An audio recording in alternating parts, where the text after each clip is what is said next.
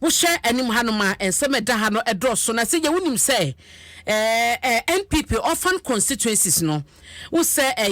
mako 8 Eastern region 7 na ye kan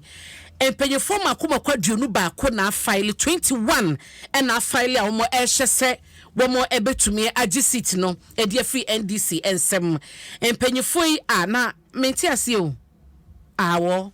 man who you okay it is you de ma menkom na me mo so tew e ma wo hwe say ya omo chese 21 parliamentary aspirants na omo afile omo ehye so betumi asi akan ni bi na emu no mpanyefo miense di mu akotene pa no eye kanema se bedwane ano wo ayenso ano na kanema se bedwane ano wo apamenya krobo na eye akwatia enti miense eye yewura samo ayepe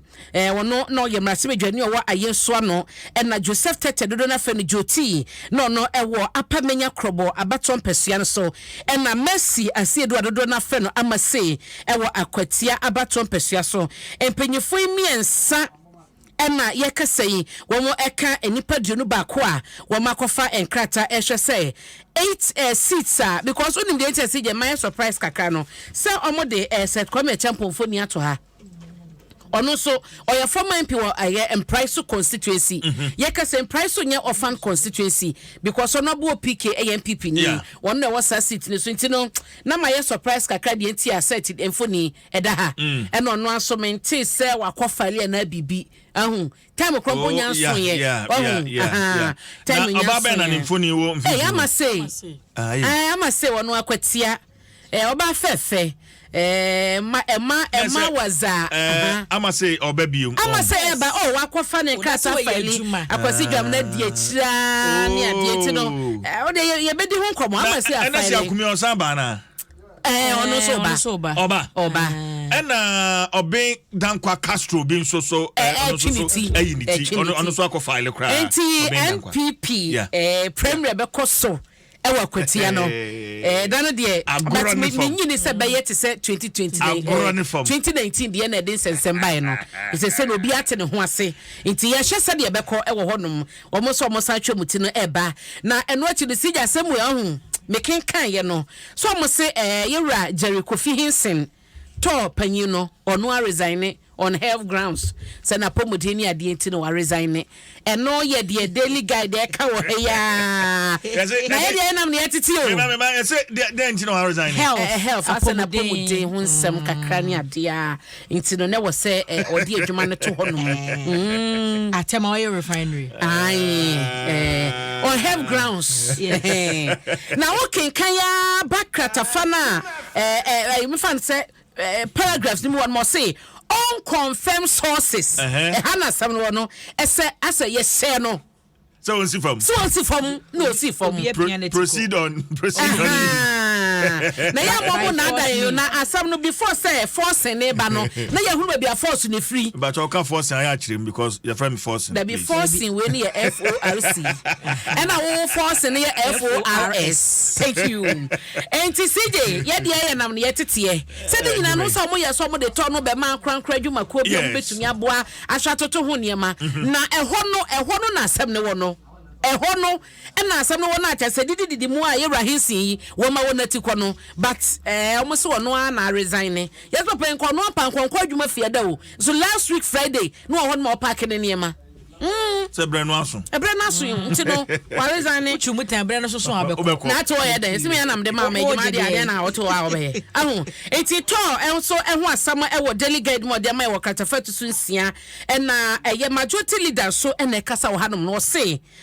Bank of Ghana obia bibia nse no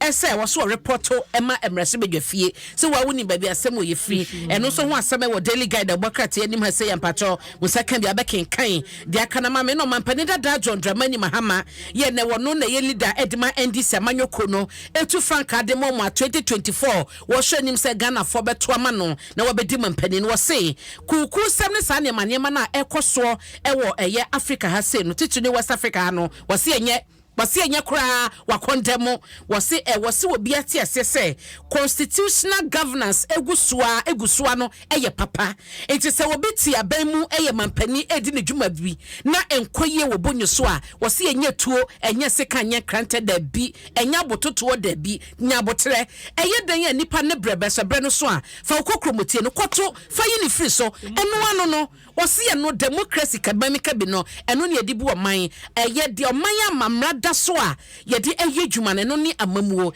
enti sa ku sam ne ye to aban agu ne soja ban ne ade wo se enye wa condemn daily guide abomu amane yanko daily graphic de obokrata mo the big one we ha say no eye adwumako a wonom hwe ensrahwe ho nsam so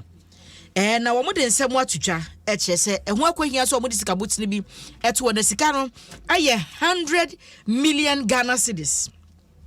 What do you promote youth-led tourism enterprises? Ni nyina ye mabunu dodo no anu a wo hu ne se ahohoji adwuma no obetumi aye o pepa so obeye no entity asronko bekwa amasa mabuni na adwuma so abuso ewo ho se we no young 6,000 people 6,000 young people they say mabunu empemu nsia en wodi wani abu a wo beye santiti am o moni sikaboti no motwa ebeboa ama hohoji adwuma no etumi agina brade ntimfonyi Dr. Ibrahim Mohammed Awal, Minister of Tourism, Art and Culture Energy on and Redditors Forum Koso one crowd this answer no etudwa 20,000 street lights for Greater Accra ready. Regional Minister name say we mo di mun komo nto mo atie dwaso fra no pa no o matie Henry Quarter in some wode two ho no ebi daily graphic and so capture 22 assembly spend 2.4 million Ghana cedis collect 1.3 million revenue we make kind na emesere kata fe to so dumiensa o daily graphic mu na assembly no mako aduonu mienu 22 and auditor general's report e ba e ma beto dwa say wo mu asije wafo omo so omonye geto e ma assembly no afentem sika akatua salary ode ma sankrofo ne 2.4 million entu sika omojeje ye sika omojeje ye ba ye 1.3 million na se ekasusro na se bo board ha de cha say nwanwa enye nwanwa se hwiyo so ka ho dwaboso bodi amanfi west bi wo ho atoye mantem ye garu upper east region pandai gushegu chirepone etifi mantem fanti akwa south upper west achim epoye mantem nkranza south pro west bono poye mantem doma east bana okeka omunyina bomu a 129 revenue collectors omo nante nye to omra assembly no ekatu omo je na fentem wo no 2.4 million esu sika omo ti beje ye no nsam a wonten ba bia wi ase ha no nsam nwanwa nko a na ekoso wo Ghana ha akwati any ha mu sports na yo enya nwanwa ka bi atum de da Yehowa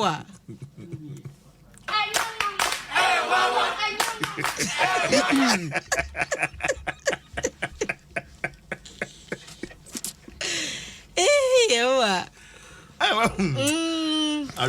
Ghana no enti no akatua no 2.4 million Ghana cedis so mutimi jeje 1.3 million Ghana cedis etina say auditor general reporter aba enonom na kwata feto so dumienu no ano virtual high school system to be introduced so for we share enwumasu ahonsam so na akasa yi Dr. ya wasa duchum na wase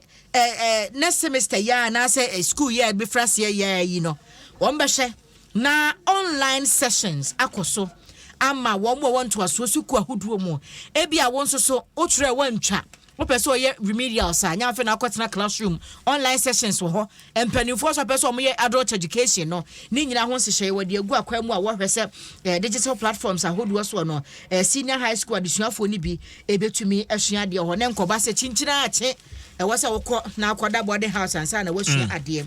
why year launches youth in garment and textiles module enu nti na ye nua mukura wa santemantem yeah bedwam for ne ekosi sen mu nyina wa santemantem eti modo no ekoso no sa wo follow ye ya wo behu ne sa ye ka ho asem e ho na ne ye di bedwam free bro eno aso sa anti we ye why ye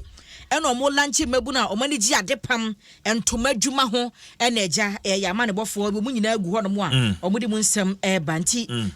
we ni afoforo bi na daily graphic de ɔbɔkrata no ɛde aba abransa na meba wo so no Owura David Yaw Mensah Ojina MPP amayoko no edin mu ewo Pru East constituency Yeji on say hono Alive FM wo honti wo mutie nice Daniel Techi Alive yi de enche James so oye fisherman so tie wo papa anopa bia Live FM James say wo tie edru go di etia no and after Daniel Techina fe yenchia openi a ogina MPP amayoko no anem David Yaw Mensah udru yejini important friend Yaw Victory and the victory is his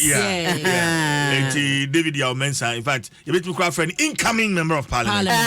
for Pru East constituency yechia no pa abna ko ni me CJ me kwa na de ankoda obakrata na mejina na ye papa Obeda Samoa papa wu sa wo one time chairman edema NDC amanyoko no na ode atudwa wose wono obegina aka no ne aka no da eseso mampani da John Dramani Mahama ekobo mami je nana opoku agiman edin so no na emeye frankatuni abedi akira wone no enya adwene wose wo hye ma mantam ni bi won ma opportunity bi a wose omunya kwanya bi a wose omunya no wo manya saa na ne sa so no wono ehunu ne say ebraso wose party no explore na wo mo ema bi mu so akwanya na sa akwanya ni nyina no eboa omo ankasa party no na wo mo chances say wo 2024 no ekwa nim so mu oyi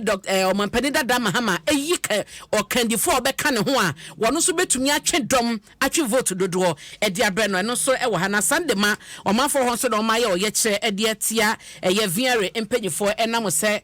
omo chese dum so e ha omo pa omo ko be se empanyifo se bat kra empan sisi wo mo homa ne ade so na ma eyi nkane ne edundum omafo so sa nchemu we no wo mo gitu manye yie nti o ma ye oye chekese e de tia wo mo na boko sensem so asan e ma ne ho so no sije wunim so mo se efiti mamehye na memo wo se efiti November 2021 e de besi August 2023 no enipa 200 ena ahwe wo nkwa e wo sa boko mentebe ho ase boko ntokwa sorry no nipa 200 na ahwe wo nkwa e wo sa de no ho eso enra ena odi to dwa wo Joy FM de bokrata yi de break abomu amane wo se ya na information krompa wo grounds no nyene nyina na wo bambofo nsem nti nyoma ne sisi sa no a e kankofo yesi bodies ni bo krompa na mukom kro na o ma wo makum no enya bodies no emfa ma police fo nti ye dimpo no hu se ye nipa na nipa numa na se nipa ni nyina no eye pepepe ye omohwe se bekoso na asumvie ababo kompotem honum no na ya baikra chipani di sansem wi atudwa titije ya wie e wo ha